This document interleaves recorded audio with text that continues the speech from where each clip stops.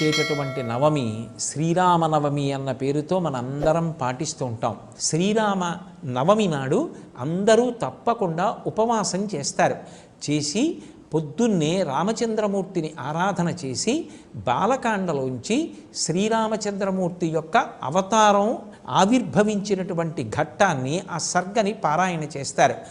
పారాయణ చేసి దేవాలయానికి వెళ్ళి రామచంద్రమూర్తిని సేవించి పరిపరి విధముల మార్చి ఇంద్రియములకు భగవంతుణ్ణి ఆలంబనంగా ఇచ్చి ఉపవాస దీక్షలో రామచంద్రమూర్తిని సేవిస్తారు.